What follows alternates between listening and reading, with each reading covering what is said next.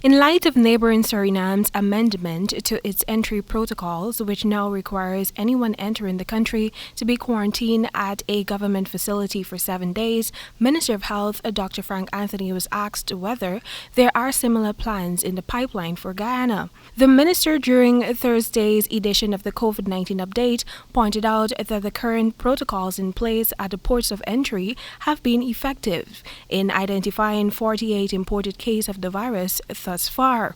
Persons would be required to have a PCR test done, and once that PCR was done within a 3-day period, then when you arrived either Chedijagan or one of the ports, that you would be allowed to continue without having to be in quarantine. So that has been our protocol, and that has worked well for us. The Pan American Health Organization on Wednesday highlighted that the spike in COVID-19 cases in Guyana are caused by new COVID-19 variants.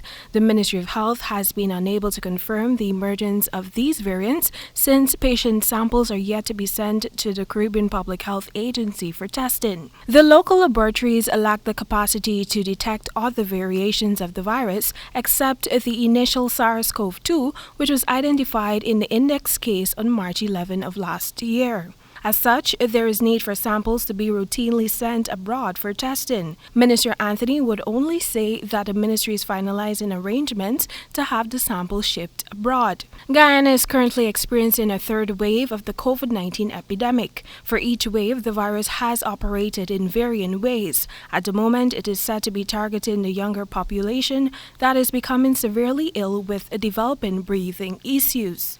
Younger persons without existing comorbidities are also requiring hospitalization, and there have been a number of subsequent deaths.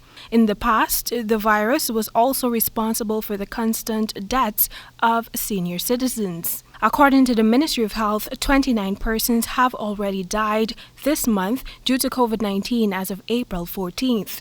April is the deadliest COVID-19 month recorded year to date. Meanwhile, Aishalton village, located in Region 9, Upper Takatu, Upper Essequibo, has been placed on lockdown following more than 8 persons testing positive for the virus, while several others are exhibiting symptoms. At the moment, only essential services are allowed amid the 6 p.m. to 6 a.m. curfew.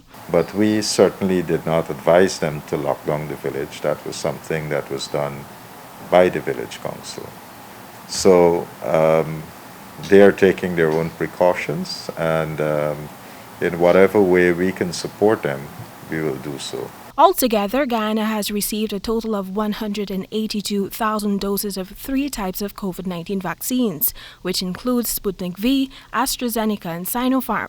An additional tranche of 83,000 doses of the Sputnik V vaccine is expected to arrive next week. The government of Guyana has ordered 200,000 doses of the Russian Sputnik V vaccine, which will be used to inoculate 100,000 individuals. To date, more than 70,000 Guyanese have been administered first doses of a COVID-19 vaccine. Temika Rodney reporting for the HGP Nightly News.